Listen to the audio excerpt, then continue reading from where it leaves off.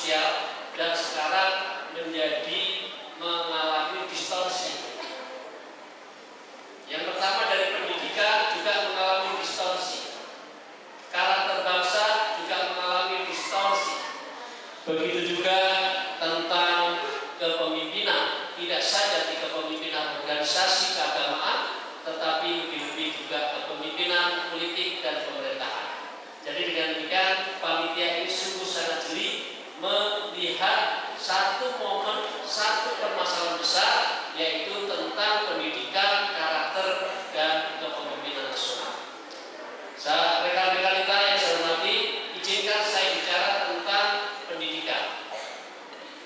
Suka tidak suka, tidak pernah ada perubahan tanpa ada membangun yang disebut dengan mindset di education, pendidikan.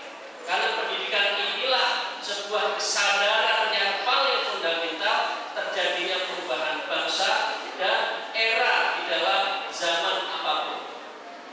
Rekan-rekan mungkin masih ingat ketika terjadi outflow, sebuah kekosongan di dalam sistem industri di abad pertengahan. Nah, di dalam sistem itu kemudian muncullah satu sikap, satu situasi yang disebut dengan renaissance.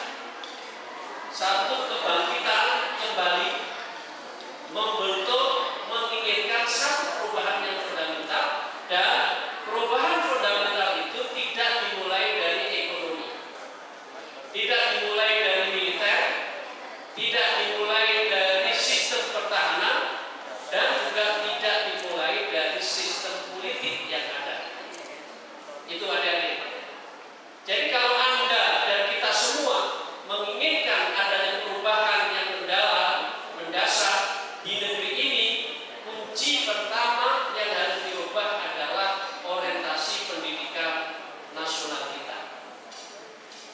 Hari-hari ini pendidikan kita tidak lagi mendorong pada sebuah keinginan untuk perubahan yang mendasar. Pendidikan kita itu hanya sekedar, oh saya S1, S2, S3, bergelar S1, 2, dan 3, dan lulus begitu saja. Ya, sehingga dengan demikian tidak bermakna pendidikan yang ada di Indonesia itu hanya formalitas. Padahal ingin saya sebutkan, perubahan di dunia ini tidak bisa dilalui oleh yang lain, yang militer, ekonomi, politik, tetapi pendidikan.